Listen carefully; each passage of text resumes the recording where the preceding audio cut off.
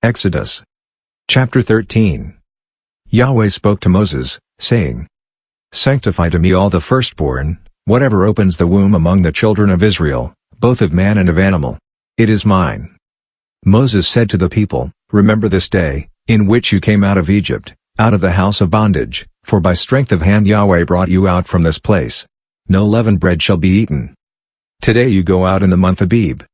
It shall be, when Yahweh brings you into the land of the Canaanite, and the Hittite, and the Amorite, and the Hivite, and the Jebusite, which he swore to your fathers to give you, a land flowing with milk and honey, that you shall keep this service in this month. 7 days you shall eat unleavened bread, and in the seventh day shall be a feast to Yahweh.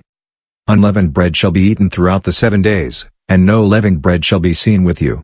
No yeast shall be seen with you, within all your borders. You shall tell your son in that day, saying, It is because of that which Yahweh did for me when I came out of Egypt. It shall be for a sign to you on your hand, and for a memorial between your eyes, that Yahweh's law may be in your mouth, for with a strong hand Yahweh has brought you out of Egypt. You shall therefore keep this ordinance in its season from year to year. It shall be, when Yahweh brings you into the land of the Canaanite, as he swore to you and to your fathers, and will give it you, that you shall set apart to Yahweh all that opens the womb, and every firstborn that comes from an animal which you have. The males shall be Yahweh's. Every firstborn of a donkey you shall redeem with a lamb, and if you will not redeem it, then you shall break its neck, and you shall redeem all the firstborn of man among your sons. It shall be, when your son asks you in time to come, saying, What is this? That you shall tell him, By strength of hand Yahweh brought us out from Egypt, from the house of bondage. When Pharaoh stubbornly refused to let us go, Yahweh killed all the firstborn in the land of Egypt, both the firstborn of man, and the firstborn of livestock. Therefore I sacrifice to Yahweh all that opens the womb, being males, but all the firstborn of my sons I redeem.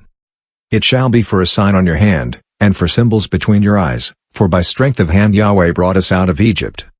When Pharaoh had let the people go, God didn't lead them by the way of the land of the Philistines, although that was near, for God said, Lest perhaps the people change their minds when they see war, and they return to Egypt.